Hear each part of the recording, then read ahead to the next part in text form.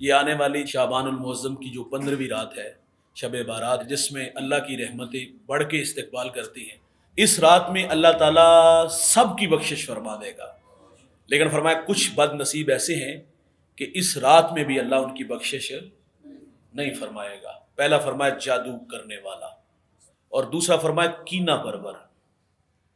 اللہ کینہ پرور کی بھی بخشش، اللہ اس رات کس شخص کو معاف کرے گا جس کا دل کینے سے پاک ہوگا۔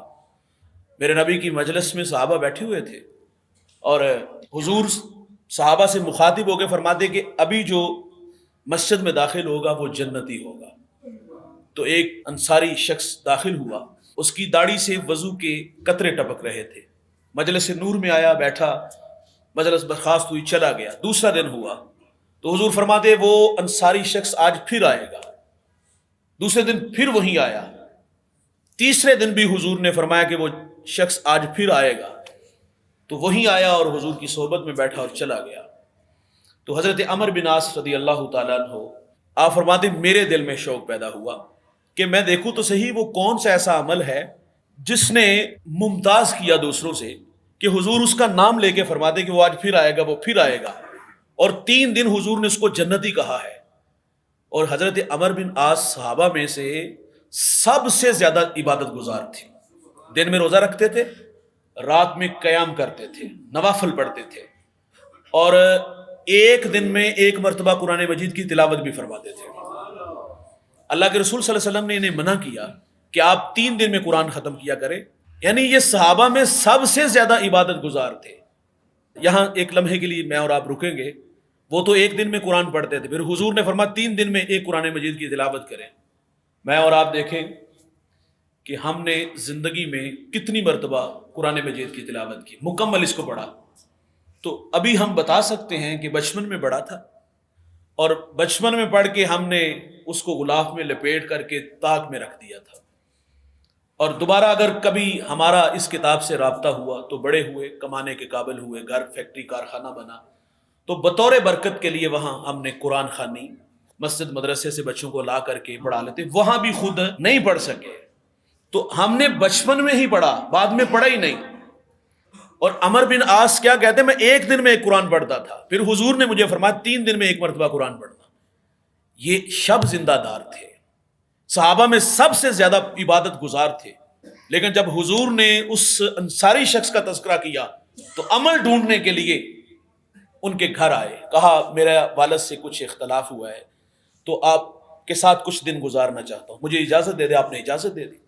آپ فرماتے میں 3 دن ان کے پاس ٹھہرا، کیا دیکھا کہ یہ عشاء کی نماز پڑھتے ہیں اور نماز پڑھ کے فوراً سو جاتے ہیں، اور یہ انتظار میں رہے کہ میں دیکھوں تو صحیح کہ یہ الگ سے کون سا ایسا عمل کرتے ہیں، لیکن میں نے کیا دیکھا، عشاء پڑھ کے سوئے اور فجر کے وقت بیدار ہوئے، معمول کی نمازیں، الگ سے کوئی ایسا عمل میں نے نہیں دیکھا۔ ہاں جب وہ کروٹ بدلتے تو وہ سونے رب کا نام لیتے۔ کہتے 3 دن جب میں ان کے پاس رہا اور میں نے الگ سے کوئی ایسا عمل نہ دیکھا جس کی وجہ سے حضور نے ان کو جنتی کہا۔ کہتے پھر میں نے اپنے آنے کا مقصد بیان کر دیا کہ میں 3 دن حضور سے آپ کے بارے میں سنا ہے کہ جنتی، آنے والا جنتی، آنے والا جنتی، اور میں نے 3 دن میں معمول کی نمازیں تو دیکھی ہیں لیکن الگ سے کوئی ایسا عمل نہیں دیکھا۔ تو کہا آپ کے سامنے ہی ہے۔ تو آپ فرماتے میں اجازت لے کے گھر سے باہر نکلنے لگا، دروازے تک پہنچا تو انہوں نے آواز دی ذرا رکو۔ کہتے میں رک گیا، مجھے پاس بلایا اور بلا کے کہتے ایک بات ہے۔ کہا کیا؟ وہ کہتے میرے دل میں اپنے کسی مومن بھائی کے لیے حسد نہیں ہے، کینہ نہیں ہے۔ تو کہا یہی تو وہ عمل ہے جس کی وجہ سے حضور نے 3 دن آپ کے بارے میں فرمایا جنتی آئے گا، جنتی آئے گا۔ آج حسد سے ہمارے سینے بھرے ہوئے ہیں، حسد کر کے ہمیں ملے گا کیا بھائی؟ اپنا ہی نقصان ہے۔ 15ویں شعبان کو جو شخص اللہ کی رحمتوں سے محروم رہے گا، جسے بخشا نہیں جائے گا، وہ شراب پینے والا ہوگا۔ میرے نبی فرماتے شراب پینے والا بت پوجنے والے کی طرح ہوتا ہے۔ شرابی کو جب قبر میں اتارا جائے گا تو اس کا رخ قبر کے اندر قبلے سے پھیر دیا جائے گا۔ شرابی کو مرتے وقت کلمہ بھی نصیب نہیں ہوگا۔ حضرت علی فرماتے شراب کا ایک قطرہ دریا میں ڈال دیا جائے، دریا خشک ہو جائے، گھاس اگے، وہ گھاس میرا گھوڑا کھائے، اس پر سواری کرنا بھی فرماتے میں پسند نہیں کروں گا۔ فخر سے نہیں کہتے دوست کی دعوت پہ گیا، ڈرموں میں شراب مٹکے بھر بھر کے پی، یہ کوئی فخر والی بات ہے؟ ایک بزرگ کہتے ہیں گناہ کی سزا یہ ہے کہ بندہ گناہ کر کے پھر گناہ کرتا ہے۔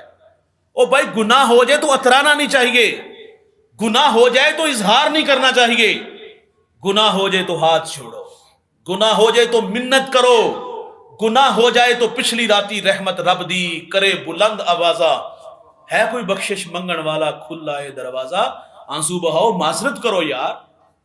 ایک دن شراب پینے والے کی 40 دن اللہ نماز قبول نہیں فرمائے گا۔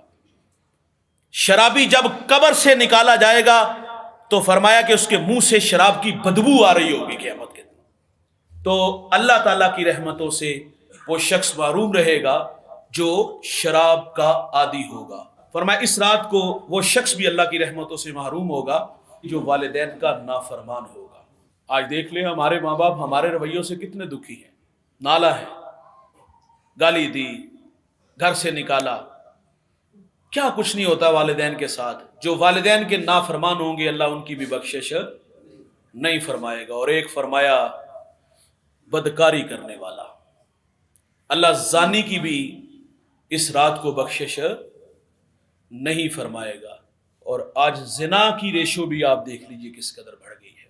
داتا علی حجویری کشف المحجوب میں لکھتے ہیں کہ باغ میں ایک ملازم کام کرتا تھا اور ساتھ اس کی بیوی بھی تھی، تو باغ کے مالک کا دل اس پہ آیا، دل فریفتہ ہوا، اس نے ملازم سے کہا شہر سے کچھ سامان لے کے آؤ، اور اس کی طرف آگے بڑھا، کہا پہلے باغ کا دروازہ بند کرو، جلدی سے بھاگ کر کے جا کے اس دروازے کو بند کیا، اور جب قریب آیا تو کہا ایک دروازہ ابھی بھی کھلا ہوا ہے اور وہ کبھی بند بھی نہیں ہوتا۔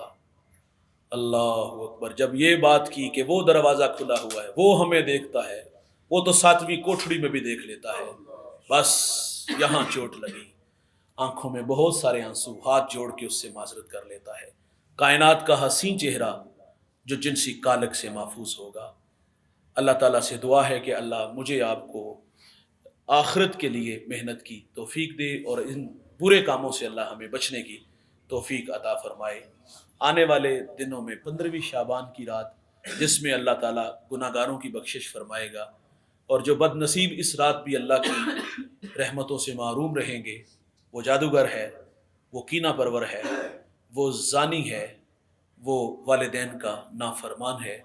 تو آئیے میں اور آپ اللہ سے توفیق عمل مانگیں، عمل کی راہوں پہ خود کو تھکا دیں۔